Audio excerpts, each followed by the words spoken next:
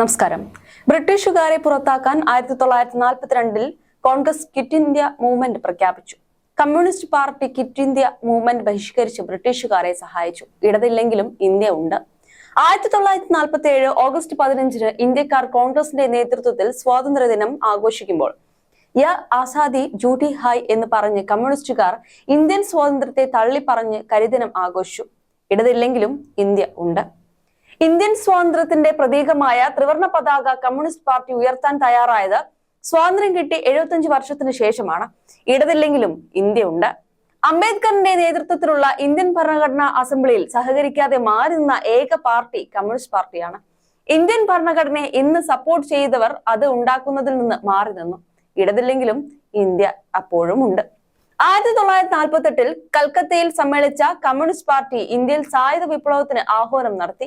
ഇന്ത്യയിലെ ജനാധിപത്യത്തിന് അന്ത്യം കുറിക്കാൻ കൽക്കത്ത തീസിസ് പുറത്തിറക്കി. പക്ഷേ ഇന്ത്യയിൽ ജനാധിപത്യം നിലനിന്നു. ഇടതില്ലെങ്കിലും ഇന്ത്യ അപ്പോഴും ഉണ്ട്. 1967 ചൈനയും ഇന്ത്യയും തമ്മിൽ യുദ്ധം നടന്നപ്പോൾ കമ്മ്യൂണിസ്റ്റ് പാർട്ടി ചൈനയെ പിന്തുണച്ചു. പക്ഷേ ഇന്ത്യ പിന്നെയും നിലനിന്നു. അവിടെയും ഇടതില്ലെങ്കിലും ഇന്ത്യ ഉണ്ടായിരുന്നു. കമ്മ്യൂണിസ്റ്റ് വിപ്ലവത്തിനെതിരെ ഇടതുപക്ഷ സമരം നടത്തി. പക്ഷേ ഇന്ത്യയിൽ കമ്പ്യൂട്ടർ വന്നു. അപ്പോഴും ഇടതില്ലെങ്കിലും ഇന്ത്യയുണ്ട്. രാജ്യത്തെ ബഹിരാകാശ പദ്ധതികളെ എല്ലാം ഇടതുപക്ഷം എതിർത്തു. ഇന്ന് ഇന്ത്യ ലോക ബഹിരാകാശ ശക്തിയായി മാറി. ഇടതില്ലെങ്കിലും ഇന്ത്യ ഉണ്ട്. ഇന്ത്യയുടെ പുതിയ സാമ്പത്തിക നയത്തെ ഇടതുപക്ഷം എതിർത്തു. ഇന്ത്യ ഇന്ന് ലോകത്തിലെ വലിയ സാമ്പത്തിക ശക്തികളിൽ ഒന്നായി മാറി. ഇന്നും സർക്കാർ അതേ നയം നടപ്പിലാക്കുന്നു. ഇടതില്ലെങ്കിലും ഇന്ത്യ ഉണ്ട്. ഇന്ത്യയിൽ നടപ്പിലാക്കാൻ ശ്രമിച്ച എല്ലാ വികസന പ്രവർത്തനങ്ങളെയും കമ്മ്യൂണിസ്റ്റ് പാർട്ടി എതിർത്തു, തുരങ്കം വെച്ചു. എന്നിട്ടും വികസനമെല്ലാം ഇവിടെ വന്നു. അപ്പോഴും ഇടതില്ലെങ്കിലും ഇന്ത്യ ഉണ്ട്.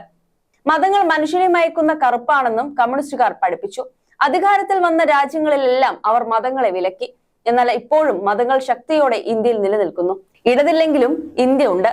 SDP, PDP തുടങ്ങി എല്ലാ വർഗീയ കക്ഷികളെയും തരാന്തരം കൂട്ടുപിടിച്ച് കോൺഗ്രസ് ഉൾപ്പെടെയുള്ള പാർട്ടികളുമായി സഖ്യമുണ്ടാക്കിയും കമ്മ്യൂണിസ്റ്റ് പാർട്ടി അധികാരത്തിന്റെ പുറകെ പോയി. അവസാനം ജനം തിരിച്ചടി നൽകി തുടങ്ങിയപ്പോൾ കമ്മ്യൂണിസ്റ്റുകൾ കേരളത്തിലേക്ക് ഒതുങ്ങിപ്പോയി. ഇടതില്ലെങ്കിലും ഇന്ത്യ ഉണ്ട്.